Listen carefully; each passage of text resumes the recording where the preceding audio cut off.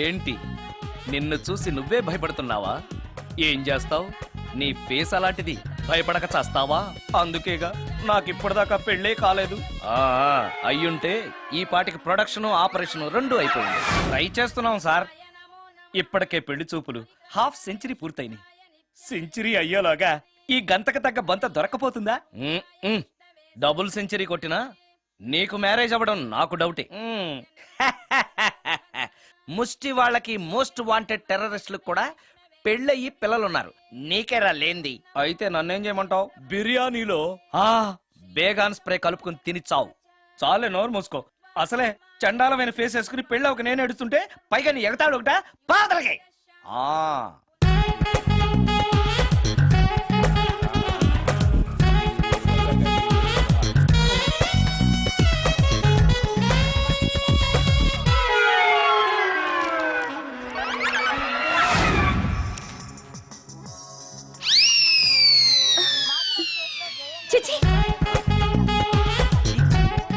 నా మొహం అంత అసహ్యంగా ఉందా?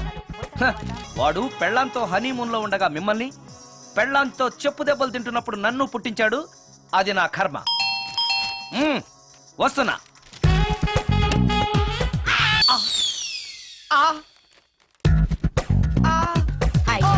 ఏటి బడిసే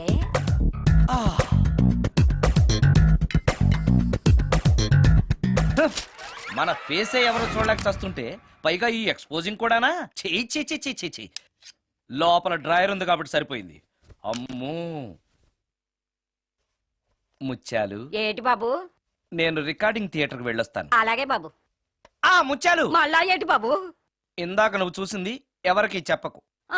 అందరికి చెప్పుకొని తిరగటానికి నేను చూసింది ఏమైనా రామాయణంలో సుందరాకాండ కట్టవా బాబు? ఎల్దా బాబు. Excuse me. Yes? మిమ్మల్ని కాదు, నన్నండి. మిమ్మల్ని. ఈ అపార్ట్మెంట్ లో పని మనిషి తప్ప ఏ ఆడది నాతో మాట్లాడదు. ఈవిడికి నాతో పని ఏంటబ్బా? ఎస్. మీకు అభ్యంతరం లేకపోతే ఓ ఫోటో తీసుకోవచ్చా? నన్నా? ఆ. ఆహా, టైం మారింది. మన ఫేస్ కి ఏకంగా ఫోటోలే తీసుకుంటున్నారు. ఈ ఛాన్స్ వదలకూడదు. ఓకే. Excuse me. సాధారణంగా మీరు అసలు నాతో మాట్లాడరు కదా. ఇవాళ ఏకంగా నా ఫోటోయే తీసుకోవడానికి కారణం తెలుసుకోవచ్చా? మా బాబు అన్నం తిన్నని గోలు చేస్తున్నాడు. నీ ఫోటో చూపించి బెదిరిద్దామని. ఇందులో జోక్ బాగుంది.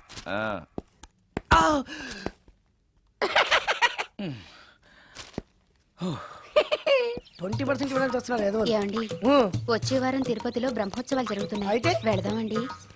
3 రోజులు టైం వేస్ట్, 2000 డబ్బు బొక్క. ఏదో టీవీ ముందు కూర్చున్నాం అనుకో, లైవ్ ప్రోగ్రామ్ ఇస్తారు, ఫ్యాన్ కింద కూర్చొని పల్లీలు తింటూ చూడొచ్చు.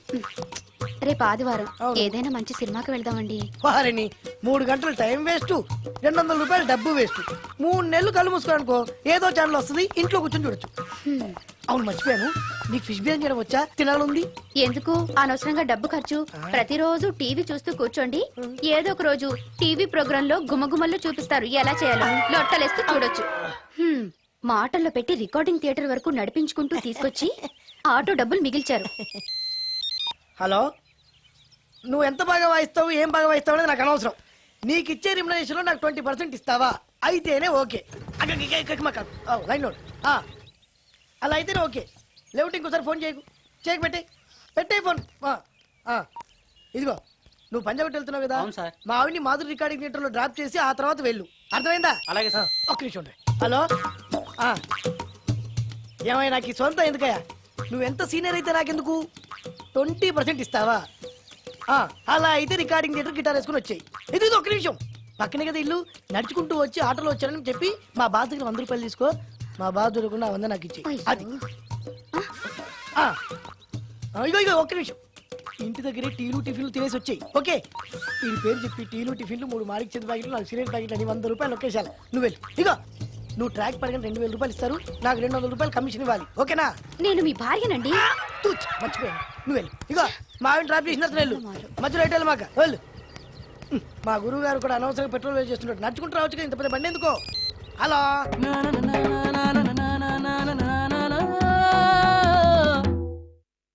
ఏమయ్యా, నువ్వు ఇన్స్ట్రుమెంట్ ప్లే చేస్తున్నావా, దుమ్ము దులుపుతున్నావా? సారీ సార్, కొంచెం స్లోగా. Okay please. Sir good morning sir. ఏంటయ్యా అందరూ వచ్చేసారా? అందరూ వచ్చారు సార్, ఆ. ఒక్క ప్రసాద్ గారు రాలేదండి.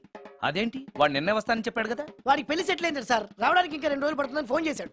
ఉమ్, వీణ వాయించేవాడికి డప్పు కొట్టేవాడికి కూడా పెళ్లిళ్ళు అవుతున్నాయి.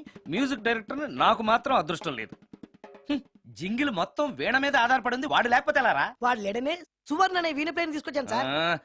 ఆ అమ్మాయి బాగా ప్లే చేస్తుందా? బ్రహ్మాండం, తీగ లెంపెద్ది. ఇలా చెప్పే మొన్నెవడో మృదంగం వాడిని తీసుకొచ్చావు, వాడిని ఆది తాళం వాయించరా అంటే చౌ మేళం వాయించాడు, చెవులో చిల్లులు పడిపోయాయి. తీసుకొచ్చాను కదా, మీరే టెస్ట్ చేయండి. ఒక్క నిమిషం రండమ్మా. నా కమిషన్ మీద మర్చిపోద్దమ్ము. ఈయనే మ్యూజిక్ డైరెక్టర్ సుందరం గారు.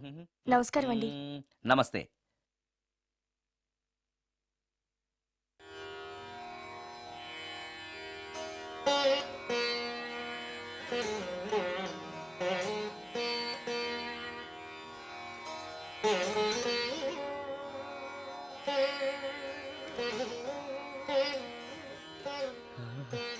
ఆ? ఆ? ఆ, ఆ, ఆ.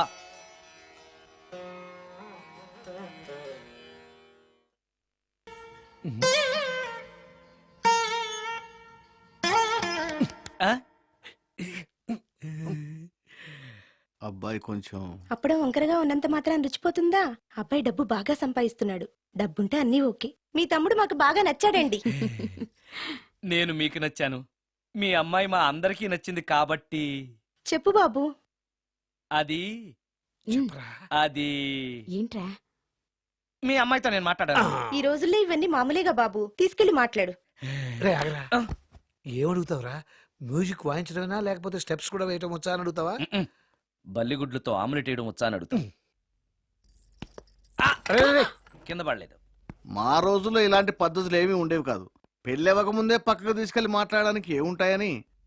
ఏముంటాయండి, మామూలుగా పెళ్లి చూపుల్లో అమ్మాయిని వంట మార్పు వచ్చా అని మనం అడుగుతాం. కానీ ఈ రోజుల్లో నీకు వంట చేయడం వచ్చా, బట్టలు ఉతకడం వచ్చా, అంట్లు తోమడం వచ్చా అని అమ్మాయిని అబ్బాయి అడగడానికి పక్కకు తీసుకెళ్ళి ఉంటాడు. అంతే తేడా. ఓ చాలా ఎక్కువైంది, తగ్గించండి. ఏమీ లేదు, నేను నచ్చానో లేదో తెలుసుకోవడానికి పిలిచాను. నేను నచ్చానా? నువ్వేం మొహాట్ పడకు, ధైర్యంగా చెప్పే. దానికంత ఆలోచించడం దేనికి? నేనేమీ అనుకోను, చెప్పేయ్. నాకు నీ మొహం చూడాలంటేనే భయం వేస్తుంది.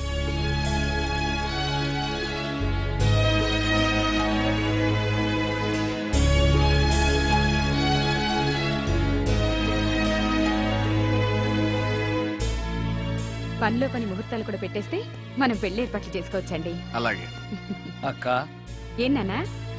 ఈ పెళ్లి జరగదు.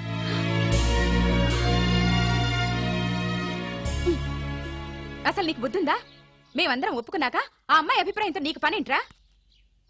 నేను నచ్చానా లేదా అని అమ్మాయిని వెళ్ళి ఎవరు అడగమన్నారు నిన్ను? సైడ్కి వెళ్ళి మాట్లాడితే సైడ్ ఎఫెక్ట్స్ ఇలాగే ఉంటాయి మరి. షా, మీరు మధ్యలో మాట్లాడకండి, అసలే ఒళ్ళు మండిపోతోంది. అది కాదక్క. ఛే, ఊరుకో. ఏంట్రా ఇష్టం? ఇష్ట ప్రకారం అన్ని జరగాలంటే ఏది జరగదు. అంట్లు 9 అని అడిగితే సచిన్ టెండూల్కర్ ఇష్టం అంటుంది. కాకా హోటల్లో కప్పులు కడిగేవాడిని అడిగితే కత్రినా కైఫ్ ఇష్టం అంటాడు. ఇష్టపడినంత మాత్రాన వాళ్లకు వీళ్లకు పెళ్లికి జరుగుతాయిరా? అంతెందుకురా, నేను ఇష్టపడి ఇన్ని పెళ్లి చేసుకున్నానా? ఏదో గవర్నమెంట్ ఉద్యోగస్తుడు, శాలరీ నచ్చకపోయినా వచ్చే శాలరీతో కూటికి గుడ్డకి ఏ లోటు ఉండదని చేసుకున్నాను.